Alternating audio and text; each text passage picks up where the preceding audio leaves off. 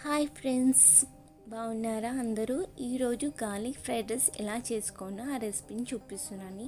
దీనికి కావాల్సింది ఏంటంటే గార్లిక్ అండ్ ఎండుమిర్చి, ఉప్పు, కారం, జీలకర్ర, ధనియాల పొడి, ఆయిల్, అంతే అండి. అండ్ మీకు చూపిస్తున్నాను కదా, ఇలా రైస్ని పొడి పొడిగా చేసుకొని పెట్టుకోవాలండి. చేసుకున్న తర్వాత దానికి కొంచెం సాల్ట్ వేసుకోండి, తగినంత సాల్ట్ వేసుకుని ఆ సాల్ట్ మొత్తం ఆ రైస్కి పట్టేలా కలుపుకొని పక్కన పెట్టుకోవాలండి. ఈ రెసిపీ మనకు ఫీవర్ వచ్చినప్పుడు కానీ, మన నోరు చేదుగా ఉన్నప్పుడు కానీ ఈ రెసిపీని ట్రై చేయండి, చాలా బాగుంటుంది. అండ్ మన దగ్గర వెజిటబుల్స్ లేనప్పుడు, కర్రీస్ అయిపోయినప్పుడు, అండ్ అలాంటి టైంలో నేను బ్యాచిలర్గా ఉన్నప్పుడు ఈ రైస్ని చాలా ట్రై చేశానండి. అండ్ నా నోరు చేదుగా ఉన్నప్పుడు కూడా ఈ రెసిపీని ట్రై చేశానండి, చాలా బాగుంటుంది. అండ్ మనం వెల్లుల్లి రెబ్బలు, దీనికి కావాల్సింది నేను 3 cups ఆఫ్ రైస్ తీసుకున్నాను కాబట్టి 10 వెల్లుల్లి రెబ్బలు తీసుకొని దాన్ని పచ్చగా దంచాలండి, ఇలా నేను వీడియోలో చూపిస్తున్నట్టు.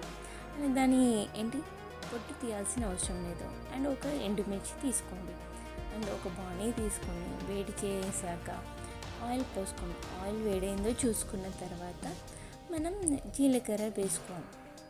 చిన్న చెక్క మీదని ఈ రెసిపీ అనేది చేయాలి, బాగుంటుంది. అప్పుడే జీలకర్ర వేడైన తర్వాత, గోలిన తర్వాత మనం పచ్చ దంచి పెట్టుకున్న వెల్లుల్లి వేసుకోవాలి. అలాగే ఆ వెల్లుల్లి అనేది చేదుగా ఉండదండి, దాంట్లో చిటికెడు సాల్ట్ వేసుకోండి చాలండి.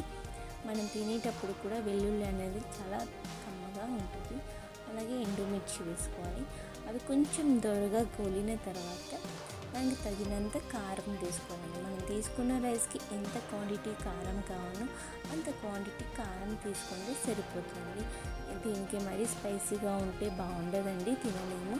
సో బాగా స్పైసీ వద్దనుకునే వాళ్ళు చూసి కారం వేసుకోండి. అండ్ కారం మొత్తం పట్టిన తర్వాత మనం కలిపి పెట్టుకున్న రైస్ అనేది ఈ బాణీలో వేసుకోవాలి. వేసుకొని బాగా చిన్న చెక్క మీదని మొత్తం ఆ రైస్కి పట్టేలా కలుపుకోవాలండి. ఓకేనా? ఇలా చూపిస్తున్నాను కానీ రైస్ మొత్తం వేసుకొని అలా రైస్కి మొత్తం పట్టేలా కలుపుకోవాలి. ఆ రైస్కి మొత్తం పట్టేలా కలుపుకున్న తర్వాత మనం చివరిలో కొంచెం ధనియాల పొడి వేసుకోవచ్చు, లేదా మీ దగ్గర కొత్తిమీర ఉన్న కొత్తిమీర తురుము వేసుకోవచ్చు, కల్యమాకు ఉన్న కల్యమాకు తురుము వేసుకోవచ్చు అండి. సో నా దగ్గర అవి లేవండి, సో నేను ఓన్లీ ధనియాల పొడి చివరిలో వేసుకున్నాను.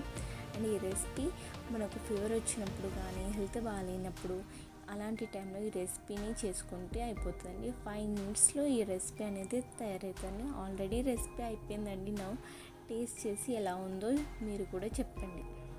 మీరు కూడా ట్రై చేయండి ఇంట్లో. మీకు ఎలా వచ్చిందో నాకు కామెంట్ సెక్షన్లో కామెంట్ చేయండి.